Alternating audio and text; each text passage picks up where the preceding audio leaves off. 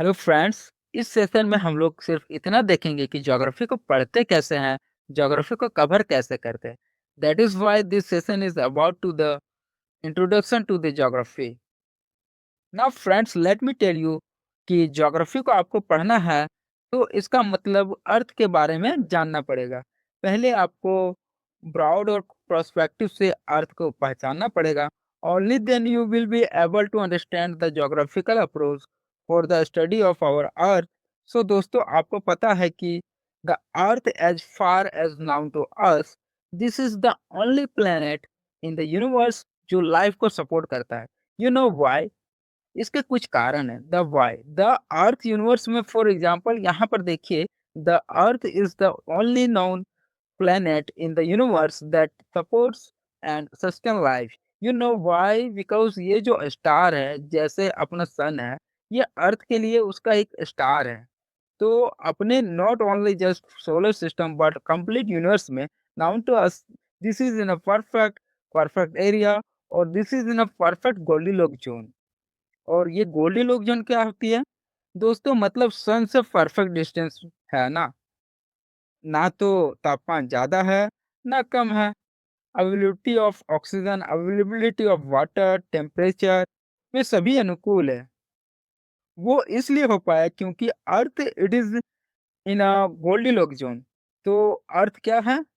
Goldilock zone, Goldilock area और Goldilock zone. Okay? सबसे पहला पॉइंट ये है।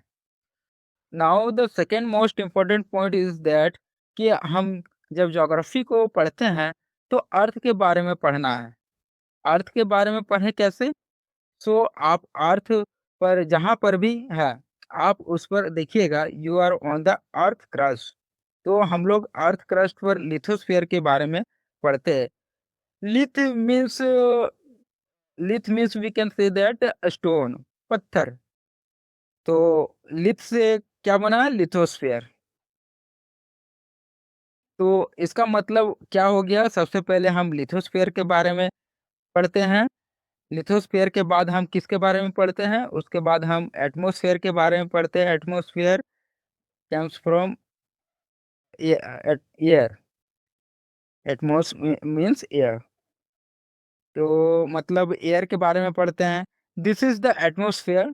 और उसके बाद हमने उसको हाइड्रोस्फीयर को पढ़ लिया। Hydrosphere, we can say that hydrosphere comes from hydrogen.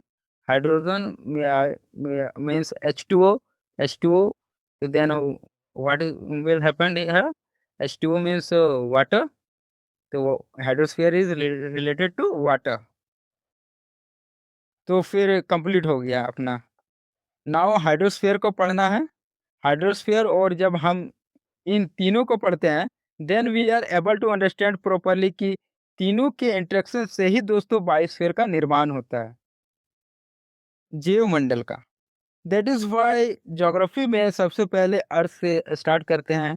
Basic एक सेशन में इंट्रोडक्शन, एंड बेसिक में एक सेशन में इंट्रोडक्शन के बाद हम गोल्डीलॉक जोन को देखते हैं। गोल्डीलॉक जोन को देखने के बाद हम डायरेक्टली बायोस्फीयर को पढ़ने के लिए पहले हम लिथोस्फीयर को पढ़ना पड़ता है। लिथोस्फीयर के बाद हमें एटमॉस्फेयर को पढ़ना पड़ता है। हाइड्रोस्फीयर और उनके इंटरेक्शन को बायोस्फीयर से पढ़ना पड़ता है। So that is why the approach is that to study the earth, to the study different species of the earth, and finally come to the biosphere. That is why we are earth. Its unique combination of atmosphere, temperature range, and abundant water allows for the existence of diverse ecosystems and a variety of life forms, my dear friends. Okay, सो आज के session में, इस session में इतना ही दोस्तों। Next session में हम लोग और फर्दर डीप में जाएंगे कॉन्सेप्ट में। That's all for this. Thank you very much.